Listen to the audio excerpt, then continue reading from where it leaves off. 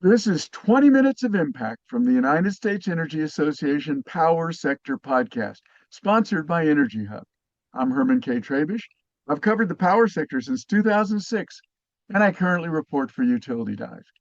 In this episode of the podcast series on virtual power plants, or VPPs, my guest is Parth Kapadia, co-founder and CEO of OpenVPP, and he's going to describe OpenVPP's standard challenging concept of using stablecoin and blockchain technologies to streamline VPP financial transactions. Parth began his career as an engineer with Exelon in 2014. He then became a product manager with Sunrun, with Itron, and then AutoGrid. He founded OpenVPP and became CEO in January of 2024. So, Parth, before we get to VPPs, let's get down to these issues, these terms. What is stablecoin, and why does blockchain secure its use? And in what industries has this technology using stablecoin and blockchain proved it has value and it can keep transactions secure? Just before we even talk about VPPs, how do these things, what are these things? Yeah, thank you so much, Herman, for having me. In kind of a nutshell, a stablecoin is um, essentially a digital asset that's designed to maintain stable value. It's always pegged to a one-to-one fiat currency, kind of just like the US dollar. And so Mm, some of the biggest backed stable coins in the world are USDT, which is backed by Tether, and USDC, which is backed by Circle. And so essentially, these digital dollars are backed by liquid assets in order to maintain that connection to a dollar. So essentially, they're programmable digital dollars that move at the speed of the internet. And what makes them very powerful and blockchain as the infrastructure they operate on is that it's a public network, a very popular public open source blockchain, which we all know is called Ethereum. It provides right. essentially transparency, immutability, and a decentralized validation layer where stablecoins can all be visible and auditable and highly secure on this blockchain where everything's recorded on this public ledger and confirmed by distributed validators rather than a single centralized authority, which traditional dollars or fiat currencies operate on. And so the Because blockchain secures these. can I just, so it sounds like stablecoin is very different in its foundation, let's say, from the things we know about cryptocurrencies, which are always changing value, unpredictable. And is that correct? I want to ask you one more question before we move on, but am I correct in saying that? That's exactly correct. Yep. These are Okay. stable, meaning they're pegged to essentially a dollar backed currency versus what I think you're referring to, alternative currencies or potential stores of values or more speculative assets, the other side of kind of the cryptocurrency industry. These are Yeah. stable coins, which still Good. leverage Okay. the same technology, blockchain. Yeah. And well, that was the other thing. I know that Ethereum is very highly respected in the what would we say uh, alternative Alternative coins or alternative coins. tokens. Yeah. Yep. Hmm. Yeah. Um, as opposed to the volatility of some kinds of cryptocurrencies. Blockchain Ethereum is a well-known and well-respected name in that area. Is that correct? That's correct. I mean, you can ask big traditional finance giants. JP Morgan Chase has roughly $4 trillion in tokenized assets with things like tokenized money market funds, ownership and settlements on chain, all using stablecoins and on Ethereum.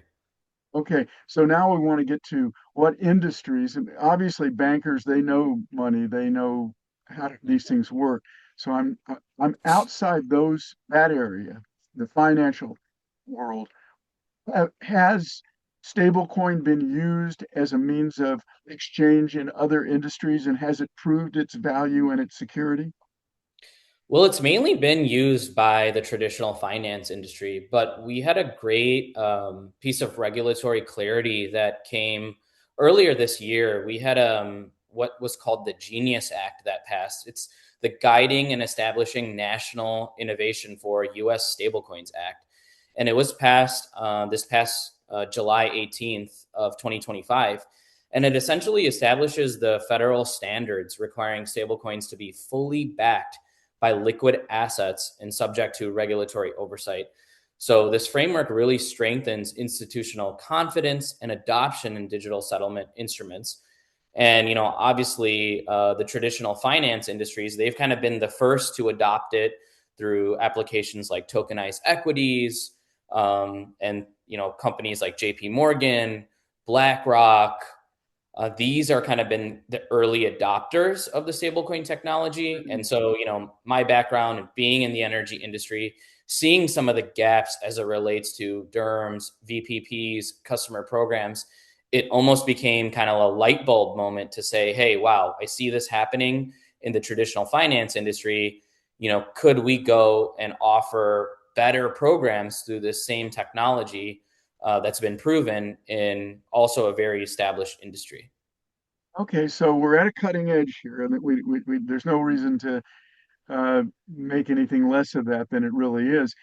But you talk about tokens, you talk about tokenization. We know that we're in moving to VPP operations. You're taking it to a real industry, the utility industry, which is one of the most conservative places you could go.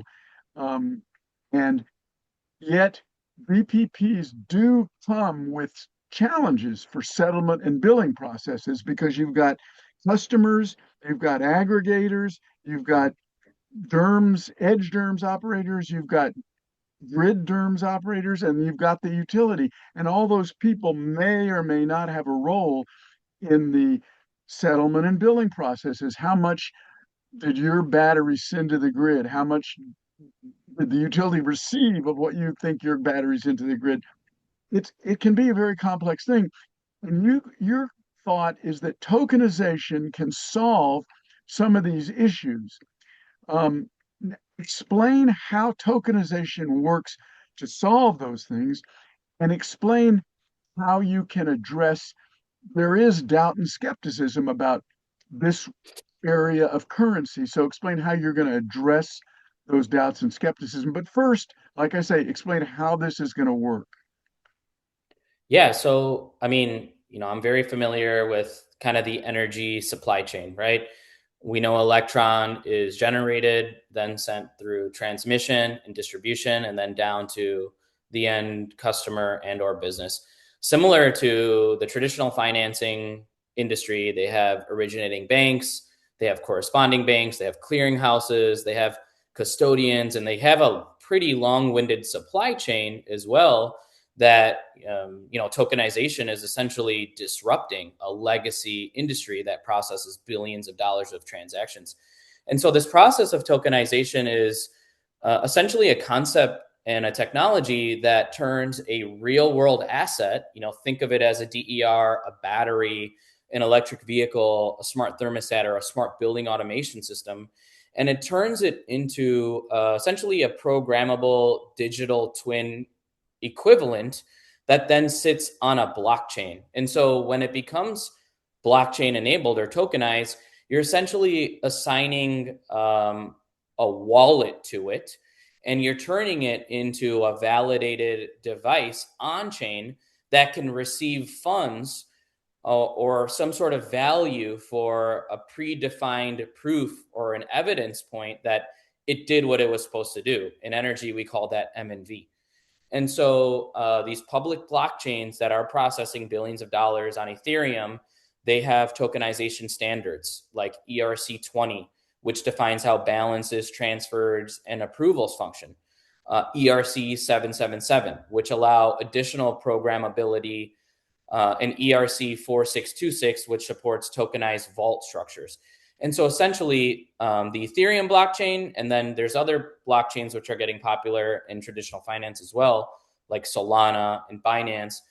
They have their own tokenization standards, and OpenVPP has kind of brought in our own tokenization standards to tokenize the first set of DERs. And so we have over 200 megawatts of tokenized capacity through electric vehicles utilizing one of the most popular open standards on Ethereum. But essentially, we've tokenized these devices to, one, enable commonalities of DERMs. You could schedule the assets, you can aggregate them, you can dispatch them. But where the real value lies is that they can also earn rewards for participating in essentially a smart way of performing M&V and settlement for their ability for contributing flexibility to the grid at the edge during the most critical times. So essentially, the devices and obviously the humans that own the devices, they get really happy because they're getting gratified instantaneously instead of an industry that's been more kind of accustomed to long-winded settlements, things like on-bill financing, where it could take 30, 60, or 90 days to actually see the value in financial means for your participation.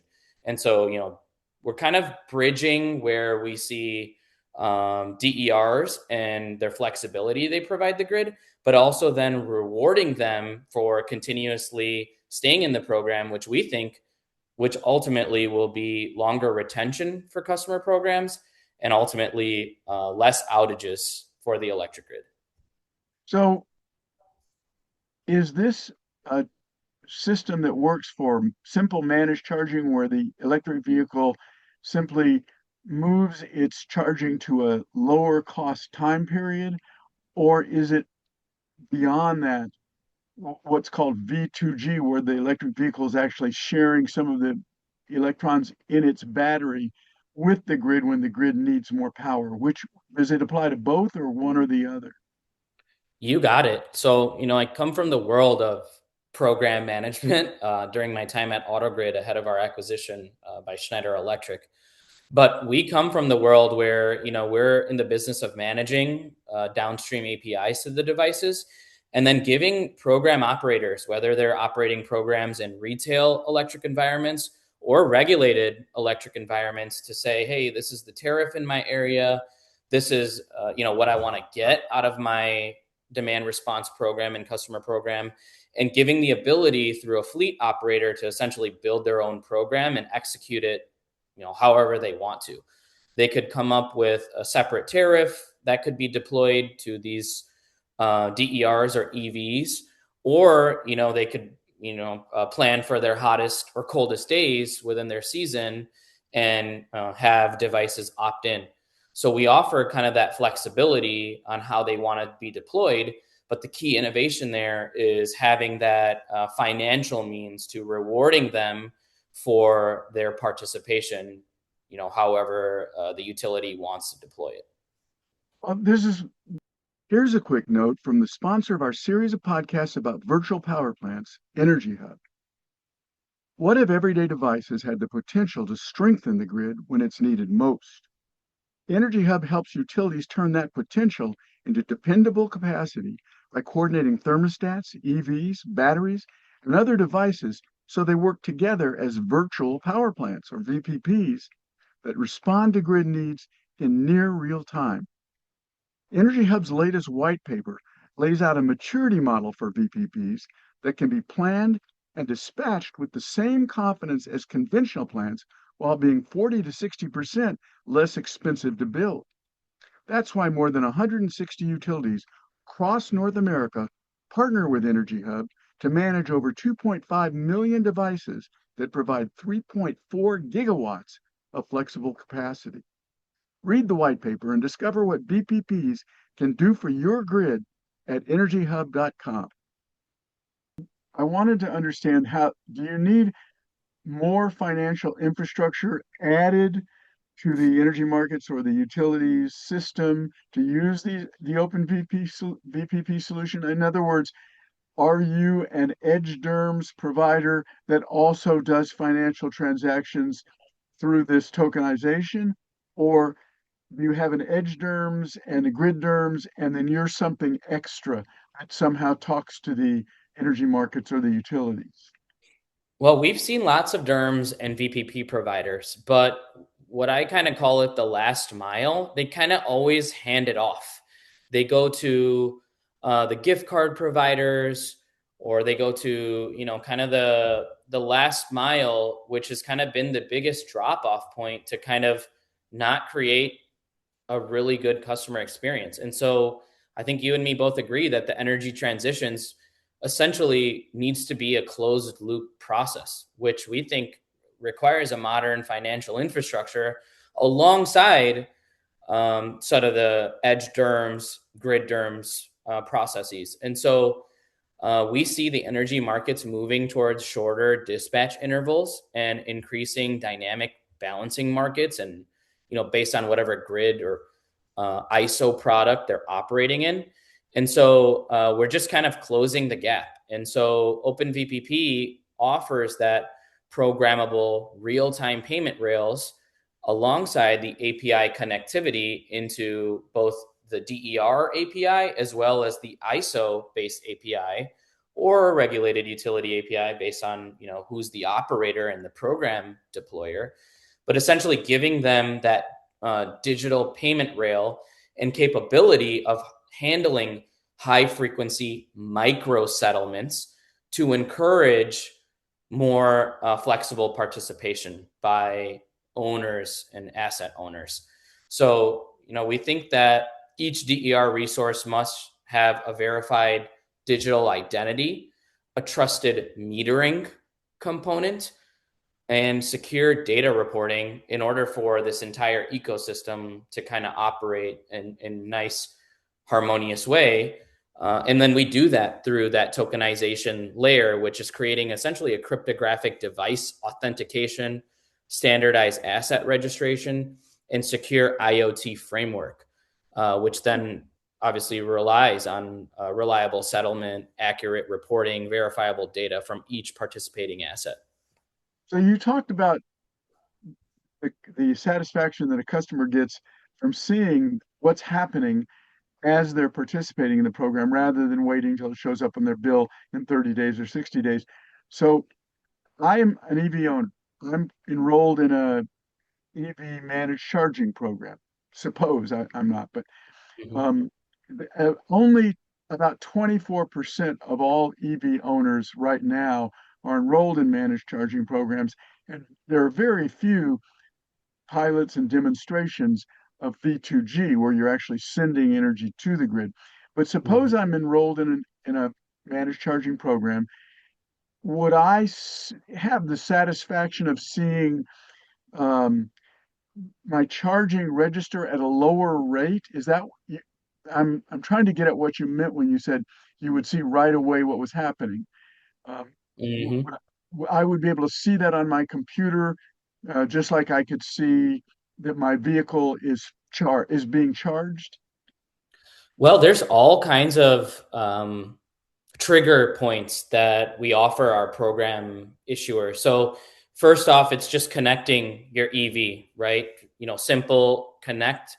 Let's test it. Let's send a dispatch command to it that we can load this, and the EV is essentially accepted that. If it's just a simple charging schedule change. From there, it's anything on top of it. Do you want to add other devices? What about your smart thermostat?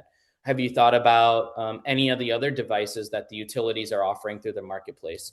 Then on top of that, sort of like the demand response event, participating your EV, shifting it, being even more dynamic during the hottest days. And then you mentioned V2G.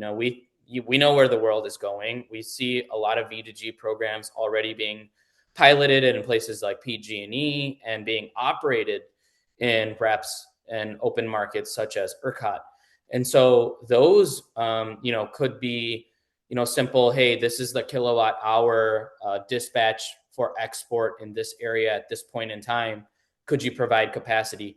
Maybe there's a world where there's fleet EV chargers at the edge of the grid where, your automated Tesla Cybercab that's in your garage could drive to the edge of the grid where there's a V2G opportunity.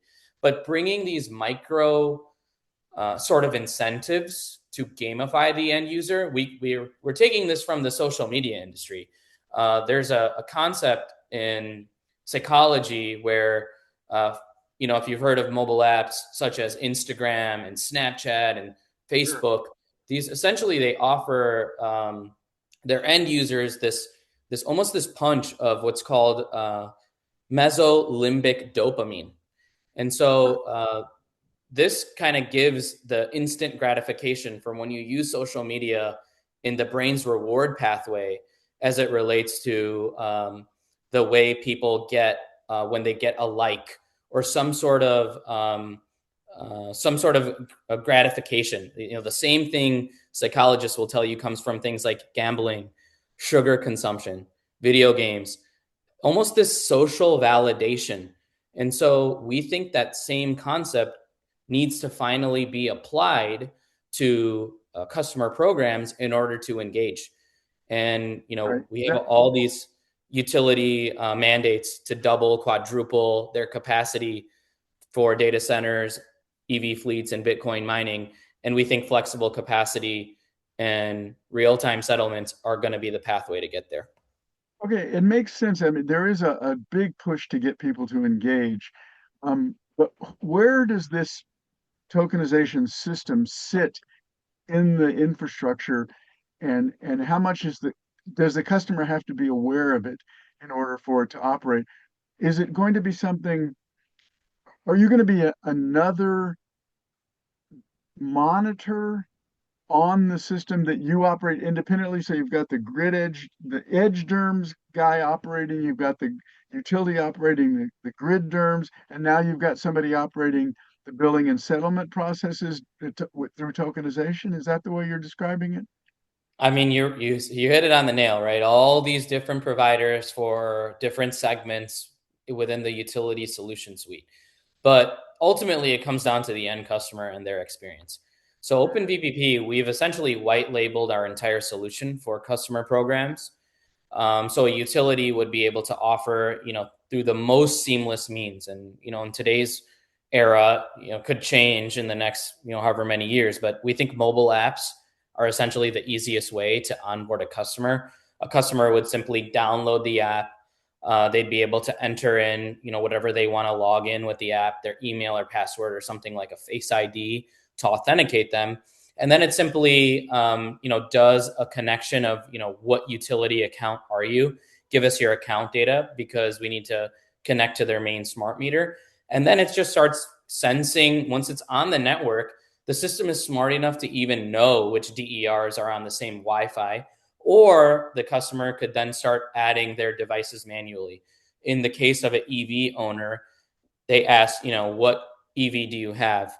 And then essentially you just type in your credentials. If you have a Tesla, you say, what is your username and password of your Tesla? And then we go through an authentication process to validate this device.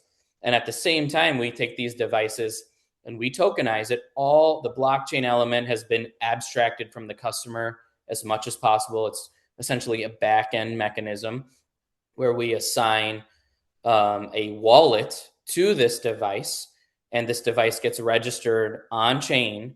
But from the end user perspective, they just kind of get a dashboard to see, hey, this is your utility account. These are your devices enrolled in your utility programs. Do you want to add more devices from a utility marketplace? Here are your upcoming events. Here's your current billing infrastructure. So it almost gives them a gamified view into their connection with the utility. And another feature we have, it's actually live. Anyone could join. It's world.openvpp.energy. But it's essentially an entire open world of a public virtual power plant. So we have what's on there, a leaderboard, where it's all kind of anonymous. It's represented by the wallets behind all of the EVs, but people are allowed to see how many points each person on the leaderboard has based on their charging habits, or how renewable are they. But we think back in the day, OPower did an amazing job of gamifying demand response of a user against their peers, and so we have an element of that as well. Interesting. Do you think this is that the whole system is moving to real-time pricing, automated real-time pricing, and that this will be one of the key elements in that process? That's what it sounds like. While we have relatively small amount of EVs enrolled in managed charging, nothing happening really much right now with V2G. Net metering programs are sort of disappearing. None of that really um, creates more and more need or interest in this type of tool. But we are eventually going to be at a place where we're going to have automated real-time pricing. Is that where this best fits in? Well, again, we want to kind of abstract ourselves from, how the tariffs in each area are designed, okay. Rate design. So we want to give that flexibility to the utilities. But our software is dynamic enough, whether you're in TOU, I'm here in Chicago in ComEd territory, we have real-time pricing. But a lot of parts on the West Coast, they have time of use. And then also in many areas, they have different rates for EVs altogether. So we want to give kind of the rate design experts the flexibility. We know all parts of the world operate in different rate structures. So essentially they can enter in which tariff they're in, which riders they have, and which rate design they have. And the software essentially will optimize the DERs based on the input we get from the program administrators and operators. Okay.